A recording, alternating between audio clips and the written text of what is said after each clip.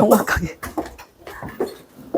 안녕하세요. 반갑습니다. 안녕하세요. 네, 아침 일찍 들어오시느라고 애쓰셨습니다. 예, 저는 오늘 이스라엘과 킹덤 컴퍼니라는 제목을 가지고 섰는데요. 제가 4월 24일부터 5월 4일까지 9박 11일 동안 이스라엘을 여행을 했습니다. 근데 겉으로 알고 있던 지식하고 제가 가서 땅을 밟아보니까 하나님의 임재가 정말 많이 느껴졌고요. 그 땅 한 구석구석마다 의미가 없는 곳이 단 한 곳도 없었습니다. 전에 제가 학교에서 1시간 반 강의를 했었는데 그래도 시간이 모자라더라고요. 근데 20분으로 단축을 하려니까 엄청 어려웠습니다. 제일 어려웠던 게 늘리는 것보다 많이 줄이는 것 같습니다. 네, 저는 텔아비브로 시작을 해서 갈릴리로 갔다가 여리고로 갔다가 예루살렘으로 가는 여정을 통해서 여러분들 흔히 알고 있는 것들이 아닌 그 잘 생소한 것에서 받은 느낌, 하나님이 주시는 감동을 중심으로 해서 같이 나눠보도록 하겠습니다. 네, 성경 말씀 같이 읽으시겠습니다.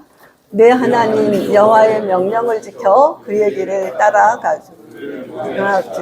내 하나님 여호와께서 너를 아름다운 땅에 이르게 하시나니 그것은 골짜기든지 산지든지 시내와 분천과 샘이 흐르고 하나는 베델에 두고 하나는 단에 둔지라. 보라 내가 새 일을 행하리니 이때 나타날 것이라. 너희가 그것을 알지 못하겠느냐? 반드시 내가 광야의 길을 사막의 강을 내리니. 네, 주제 성경 말씀은 우리가 생각했던 젖과 꿀이 흐르는 땅이라는데 어떻게 사막이 있고 그런 것들 중심으로 해서 나타내 주셨습니다.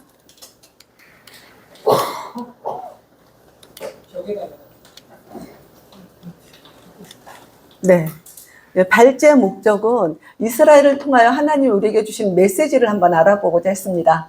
나사렛 회당이라든가 가나온 인잔치, 헐몬산, 텔단, 베델, 실로, 유대 광야, 쿰란, 에네글렘. 자, 지명 이름입니다. 이곳에서 하나님께서 어떻게 나타나셨고 어떻게 인도하셨는지를 보도록 하겠습니다. 토론 주제는 기업을 경영하면서 광야 같은 시간을 보낸 적이 있으십니까? 거기서 배운 경험과 극복하는 과정에서 시사점을 나누어 보시면 되겠고요. 또 나의 사업의 광야는 무엇이며 어떻게 이겨낼 수 있을까? 주님은 무엇이란 말씀하실까?인데요. 사업이 아니시면 인생의 한 광야라든가 현재 겪는 그 광야를 같이 말씀을 나누시면 되겠습니다. 네. 사막하고 광야의 차이가 뭔지 아셔요? 사막은 풀 한 폭이 나지 않는 그야말로 모래바닥이고요. 광야는 그래도 간혹가다 풀은 있는 것이 광야입니다. 저렇게 척박한 산 자체가 이렇게 황량하고 그런 광야예요. 그래서 젖과 꿀이 흐르는 땅인데 어떻게 저는 이스라엘 60%가 광야인데 어떻게 젖과 꿀이 흐르는 땅에 저렇게 광야가 많을까? 예, 우리의 인생의 모습이기도 합니다. 일단 사진을 좀 먼저 보시고 제가 설명을 들어가겠습니다. 예, 여기는 분지예요. 에네길람 그쪽에 분지인데 깊이 가만히 보면 깊은데 물 흐른 흔적들이 있어요. 깊은 데는 물이 흐르고 거기에는 또 나무도 있고요. 예, 이런 나무 하나 있는 건 되게 귀합니다. 그늘을 좀 피했었고요. 산 언덕에 광야를 산이라 할지라도 모습이 다 달라요. 소재가 다르고 그때 그 지형에 따라서 비의 그 강수량에 따라서 모습이 많이 다른 모습이 있습니다. 여기는 헐몬산입니다.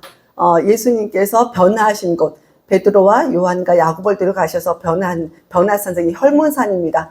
2,800m 정도 우리나라 백두산 높이인데 그 눈이 항상 덮여 있어서 있는 그런, 여기서 흘러내린 물이 갈릴리로 갔다가 사해로 내려가는 위치입니다. 그래서 이스라엘의 최북단에 있는 산이고요. 네, 광야 간을 저희가 트레킹을 했던 곳에 한쪽에 나무가 좀 있었습니다. 예, 깊은 골짜기엔 물이 흐르는 흔적이 있죠. 그쪽에는 나무가 있고 생명이 있습니다. 그래서 광야를 통과할 때는 높은 곳에 가면 나타넬로 가거나 주위를 보면 별로 생명의 길이 없고요. 밑으로 내려가야 됩니다. 그래야 골짜기가 있고, 예, 물을 만날 수 있고 생명이 있는 곳입니다. 혹시 광야라면 삶이라든가 사업이라든가 하면 밑으로 내려갑니다. 밑에 내서 누구? 예, 예수님 만나면 되시겠죠. 예, 이렇게 큰 산 자체가 예, 척박하니 돌산으로 이루어져 있습니다. 사람들이 보이시나요? 네. 근데 우리나라는 이런 것이 없잖아요. 너무너무 행복한 거예요. 늘 푸르고, 겨울에 나무가 빽빽한데, 이쪽에는, 이렇게 한 곳에 있는데, 간혹 물이 있던 곳에만 이렇게 풀이 있는 정도이고요. 네, 이렇게 깊은 분지, 끝이 보이지 않는 광야가 보여집니다. 밑에 골짜기 있고요. 예. 아, 이쪽에 저 위에 보면 얼룩얼룩한 게 있죠. 얘네들 보이시나요? 네. 쟤네가 염소입니다. 저런 깎아비탈에 풀을 찾아서 예, 염소가 그렇게 목자가 염소를 데리고 아래 풀로 내려오는 광경이 마침 보여져서 제가 한컷 잡았습니다. 자세히 잘 안 보이지만 그래도 얼룩얼룩 보이시죠? 네. 광야에 저렇게 저런 깎아비탈을 찾아서 오는 거예요. 예, 여기는 에네글라임이에요. 광야 한 곳에 물이 있으면 이렇게 푸른 나무들이 있는데 얘는 갈대입니다. 이스라엘의 갈대가 우리나라 대나무처럼 생겼습니다. 위에 꽃은 분명한 갈대인데 나무는 그 풀이라기보다는 나무처럼 예, 이스라엘의 갈대이고요. 얘가 종려나무입니다.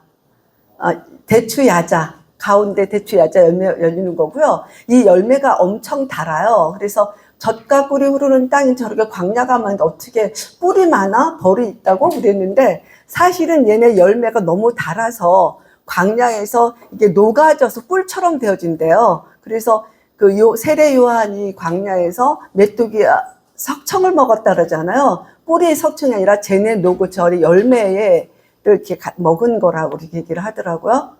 종려나무.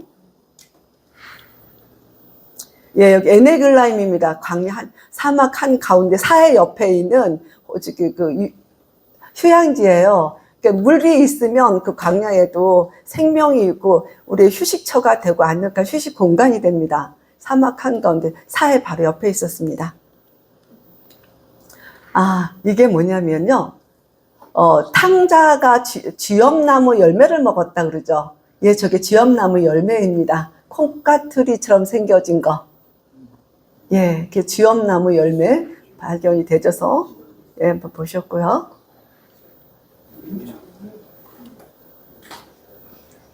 네, 얘는 우물에서 물을 길어서 양을 먹이는 그 현수막이 있어서 좀 봤었고요. 물 길는 장면 본 거고요. 설명은 제가 좀 이따 다 하겠습니다. 네, 단 설명인데 이따 설명이 되겠지만 우리가 그 솔로몬의 아들 르호보암 때 나라가 둘로 나눠졌잖아요.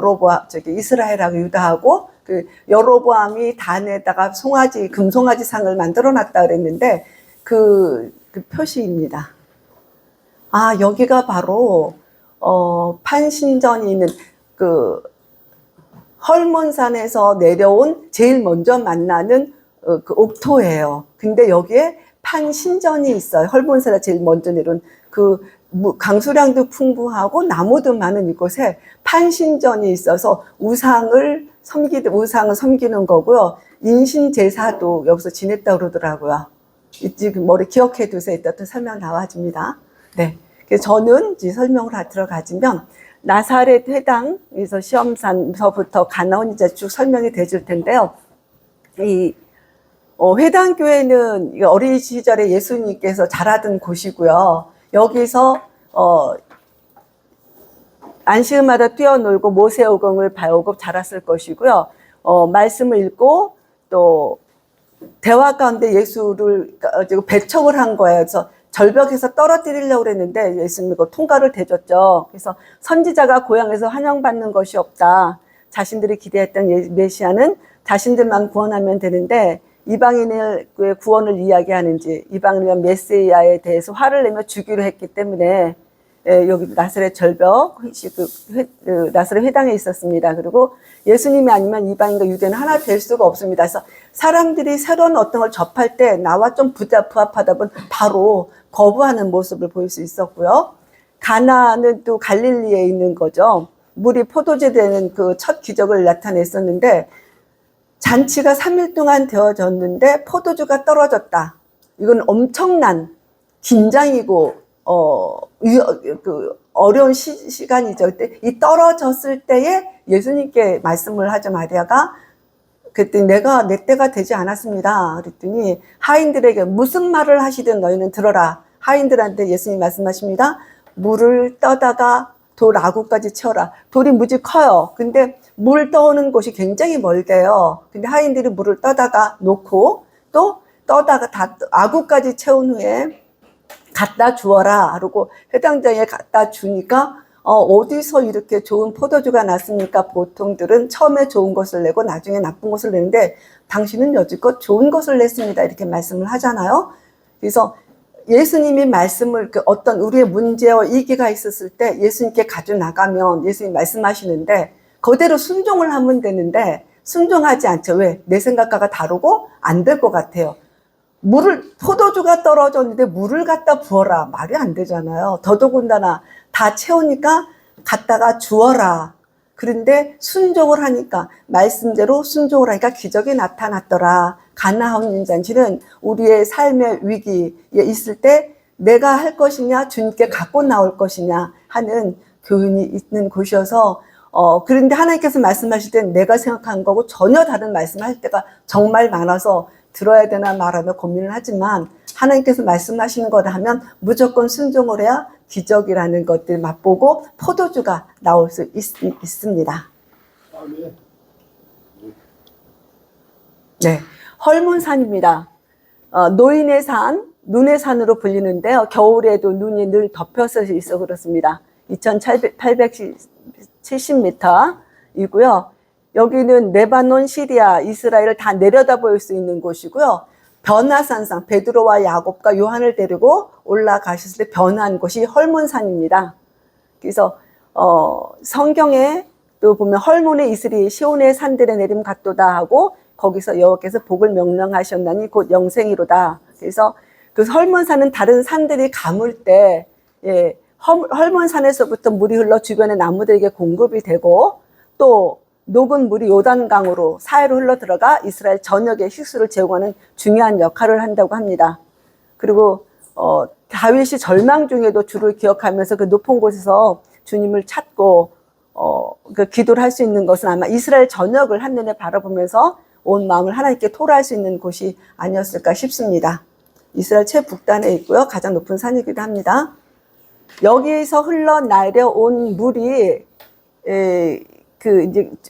내려가면 여기 가이사라 빌립보라가 있는데 가이사라가 있고 가이사라 빌립보가 있어요. 여기는 헐몬산의 발치에 자리하고 있는 가이사라 빌립보는 구역성경에서는 언급된 바가 없고요. 지중해 연안에 가이사라 차별하기 위해서 황제 이름에 자신의 이름을 더해서 가이사라 빌립보라는 칭을 했고요. AD 70년에 예루살렘을 멸망시킨 후 티토 장군이 예루살렘을 멸망시킨 후 유대인들을 죽였고 이 도시에서 축제를 벌이기도 했는데요. 여기가 파니아스, 판신을 모신 곳이라고 그래요. 그래서 예수님은 우상숭배 향락이 가득한 이곳에서 바로 사람들이 나를 누구라 하느냐, 그러니까 더러는 세례요한, 선지자 엘리야 중에 하나라고 합니다. 할 때 너는 나를 누구라 하냐 할 때 베드로가 주는 그리스도시여 하나님의 아들이십니다 고백한 곳에, 그래서 너는 베드로라 내가 이 반석 위에 내 교회 세우리 한 것이 이 판신 우상숭배 가득한 그곳에서 했다는 거죠. 그러니까 적의 중심에 들어가서 내가 그리스도라는 것을 말씀하셨고 여기서 메시아 되심을 고백한 것이 이게 굉장히 위대하다 말씀하셨고요. 예수님의 뜻보다 세상 가치관을 우선해야 될 때가 많은 이 세상에서 우리는 성경 말씀보다 만문의 논리가 판을 친 이 세상에서 나홀로 신앙 고백을, 베드로의 신앙 고백을 담대히 외칠 수 있기를 소망합니다. 이 판신을 모셔서 파니아스라고 불렀고요. 그 아랍인들이 피 발음을 못해서 바니아스라고도 불러집니다. 여기 그 판신을 모신 신전 동굴인데 이 판신이 바로 판신전이 그 헐몬산에서 나와서 그 굉장히 물이 풍부한 굉장히 좋은 곳에서 이 신전이 지어졌고 인신제사도 있었는데 하나님께서 우리에게 정말로 좋은 것들을 주기를 준비하셨고 예비하셨는데 그런 곳에 먼저 악한 것이 둥지를 튼다는 얘기죠. 그래서 밑으로 흘러나오는 건 우상숭배한 그 밑에 물들을 주기 때문에 우리가 하나님의 온전한 것들 다 받기가 참으로 어렵더라. 예, 그런 말씀을 할 수가 있겠습니다. 단입니다. 남쪽 길, 헐몬산 남쪽에 있고요. 여기 여로밤이 예루살렘에 백성들이 가서 제사를 지내는 것이 두려워서 단하고 베델에 금송아지 상을 전했다 그러잖아요. 근데 제가 놀란 건 뭐냐면 그 단의 금송아지 상이 성전 안에 있습니다. 성전이 있습니다. 성전은 똑같이 그 예루살렘 성전을 똑같이 전했어요. 거기에 똑같이 져놓고 단지 다른 게 뭐냐면 뜰이랑 다 들어가는데 그 성소 안에 지성소에는 원래 율법책이 들어가 있잖아요. 그 안에 금송아지를 넣는 거예요. 그러니까 우리의 그 모습이 다 똑같이 성전을 드러나는 것 같아도 가장 깊은 내면의 가장 중요한 곳에 하나님과 교통하는 그곳에 금송아지를 넣어놨기 때문에 사실 우리도 하나님을 믿는다면 내 속 깊은 곳에는 정말 하나님이 계시는지 다른 우상이 있는지 한번 점검해 봐야 할 때 제가 소름이 좀 많이 끼쳤던 생각이 납니다. 형식은 꽃과 다. 근데 여로보암 때는 백성들을 잘 먹게 하고 잘 살게 정치적으로는 잘했대요. 그러나 우상 숭배를 해서 모든 국민 백성들을 하여금 우상을 섬기게 했기 때문에 성경은 계속 악한 왕으로 점지되어지고 끝까지 악한 왕으로 되어지죠. 그래서 본인이 죄를 범했을 뿐만 아니라 다른 사람들로 하여금 우상을 섬기게 하고 죄를 짓게 하기 때문에 예, 하나님은 예, 악한 왕의 표본이라고 이렇게 말씀을 하십니다. 그래서 지성소 자리 황금송아지를 보면서 자신의 유익을 위해 다른 사람에게 잘못된 길로 가게 하는 거, 하나님만 아시는 깊은 곳에 무엇이 있느냐, 각자의 지성소에 무엇이 있는지 하나님만은 아십니다. 네, 여기 우상숭배의 모습이라든가 예, 성문 어기, 성읍터 이런 것들이 있습니다. 금송아지 우상숭배 재단에 터가 있어지고요. 네. 시간이 없어서. 얘는 바쁜데 왜 안 넘어간대요? 네, 거의 다 됐습니다. 베델은 우리가 야곱이 돌제단 싸는 거 너무 잘 알아요. 근데, 아브라함이 세겜을 떠나서 아브라함이 여기서 돌단을 쌓기도 했던 곳이고요. 야곱이 돌베개 기름 부으면서 서원했던 곳인데, 그 상수리나무에 있는 그 우상숭배의 장소라고 그럽니다. 그런데 올 때 세겜에서 다시 베델로 올라가라 해서 하나님께서 야곱한테 명령했을 때 어머니처럼 의지했던 리브가 유모르가 죽어서 거기다 묻고, 굉장히 야곱이 슬퍼했대요. 그래서 거기서 하나님이 다시 야곱을 만나주시죠. 그러면서 엘샤다이 하나님, 엘샤다이는 젖먹 엄마의 젖가슴이라는 표현이기도 한데 그 하나님으로 나타나셔서 야곱이 하나님 중심으로 변화되는 삶 이후에 베들레헴에서 베냐민을 낳고 라헬이 죽고 그럴 때에 애착관계라든가 의존관계를 내려놓습니다. 그래서 내가 의지하고 있는 나를 끈끈하게 내가 지탱하는 그런 부분들이 하나님 앞에서 제대로 정리가 되어졌을 때 하나님이 그를 붙잡으시고 하나님의 편을 이끌어 가시기도 하는 이 베델입니다.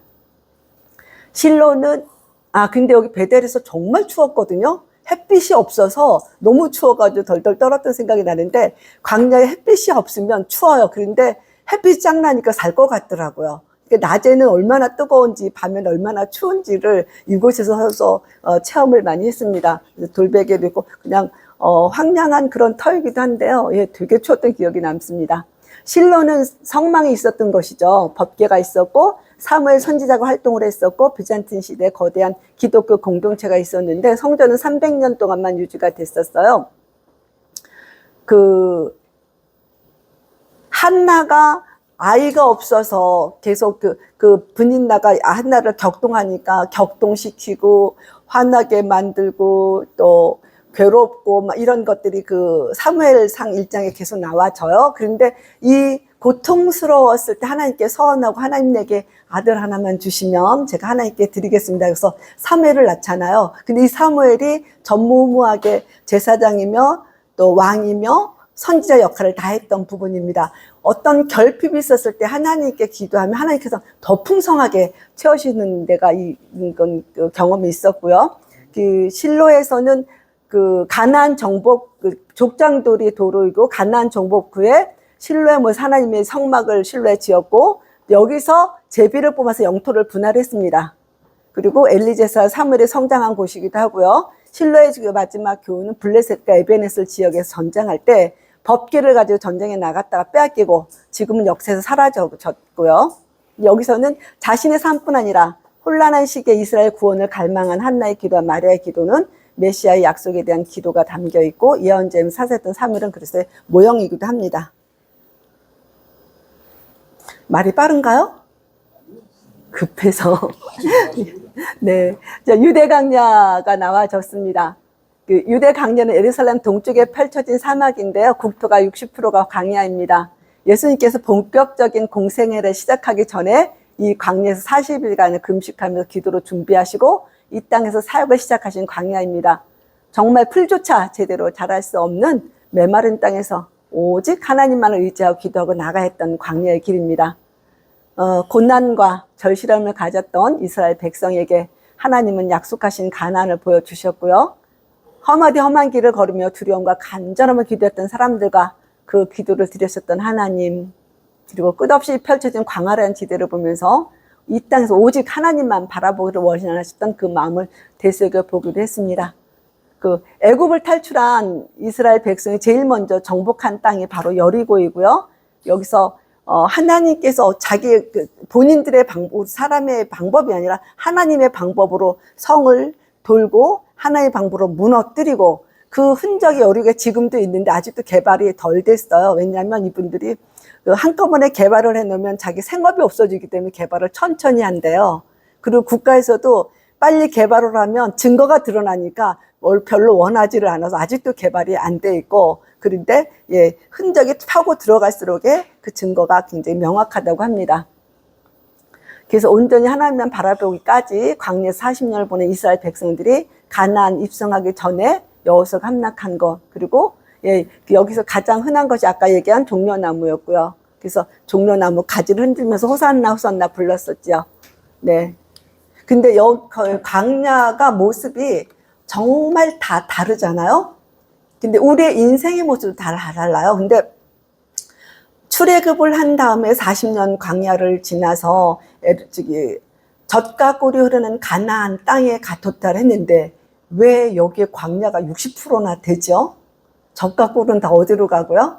젖은 목축을 하니까 양들 이렇게 양의 젖을 얘기를 하는 거예요. 우리가 모두 풍성한 게 양의 젖이고, 꿀은 아까도 말씀드렸지만 대추야자 열매, 그것이 그 꿀인 거예요. 그러니까 우리의 그런 풍성하게 막 넉넉한 것만 생각하는 게 아니라 이런 척박한 곳에서도 하나님 그분이 계시면 그분이 행하신다는 교훈이 있는 데가 이 광야인 거예요. 그리고 이삭이 그 우물을 3번이나 양보한 후에 그 후에 농사를 지어서 100배의 수확을 얻었더라 그러죠. 어떻게 해서 100배의 수확을 얻었을까요? 그 해에는 비를 많이 내려주셨다는 거죠, 하나님이. 광야에서 살아남는 길은 내 생각과 내 계획으로 가는 것이 아니라 그분을 바라보라는 거예요. 비는 하나님이 내려주시는 거고요. 이 땅은 하나님께 주셨을 때 이 땅은 옥토인데 비를 흡수하는 땅이라고 그랬거든요. 근데 애굽은 사실은 굉장히 풍요해서 먹을 것이 많았고, 그래서 이들이 광야에서 얘기했을 때 우리가 애굽에서는 고기를 먹었다, 뭐를 먹었다, 뭘 내 나라에서 계속 하잖아. 종의 모습으로 살았지만 잘을 먹었던 거예요. 육신적으로는 좋았던 거고, 영적으로는 굉장히 척박해서 사람들은 육신적인 것을 많이 찾는 거고, 이 가나안에 와서는 너희가 육신적으로는 좀 어려울지라도 영은 하나님과 소통해서 있어지면 하나님께서 너희를 책임지신다는 건데, 그래서 너희에게 이 가나안 땅에 들어갔을 때 그 가나안에 있는 7 민족들을 다 쳐서 1년 기간을 주면 다 쳐서 없애라 그랬거든요. 그런데 다 하지 못한 부분들이었고, 그래서 그 하나님의 그 큰 뜻을 잘 이루지는 못했죠. 결국은 그들이 원하는 우상들을 섬겨지고 하나님을 멀리함으로 인해서 그 포로가 되어지고 나라를 잃어버리는 일들이 여기서 생겨집니다. 메시지는 광야 같은 이 땅에서 원하시는 것이 뭐냐. 그런데 사실은 또 40년 광야에서 두 가지 되게 큰 것이 있었죠. 얻은 건. 십계명, 율법을 얻어서 그 율법은, 십계명을 주신 그 율법은 너희가 이 최소한도의 그 정도의 율법을 지키면 너네가 행복할 것이라는 걸 말씀해 주셨고, 성막을 지음으로 인해서 하나님이 너희와 함께 하신다는 그 예포가 되고, 하나님께서 그때부터 우리가 같이 동행하신 거잖아요. 그런데 가나안 땅에도 이 광야가 60%더라. 요는 너희가 하나님을 찾으면 내가 너희와 함께 할 것이고 너희의 삶은 정말 젖과 꿀이 흐르는 그런 땅이 될 것이다. 그러나 현실을 보면 풀 한 폭이 있는 정말 척박한, 물이 없는 그런 막막한 세상 같은 것이 보여진다. 우리의 삶도 결국 같은 것이 아닌가, 그런 것들을 시사해 줍니다. 그래서 막연하게 젖과 꿀이 흐르는 게 아니라, 막연한 광야가 아니라 실질적으로 깊이 내려가면 하나님께서 거기에서 우리 얼마나 사랑하시는지, 얼마나 함께 하시기를 원하시는지가 들어져 있습니다. 광야를 지나고 나면요,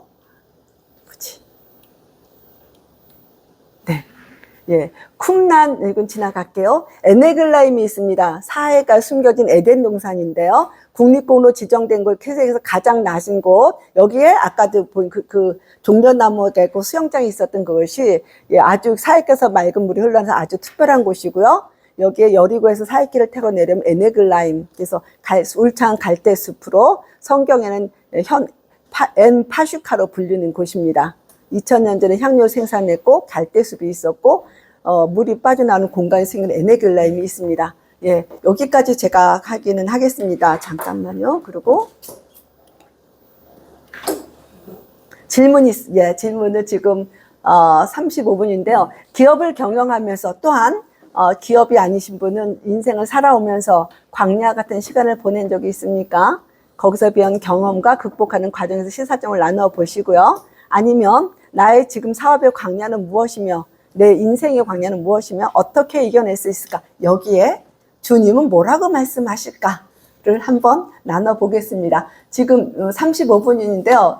충분히 몇 시까지 하면 되죠? 나눔을? 20분 동안 하시고 두세 조 같이 발표를 하겠습니다. 네.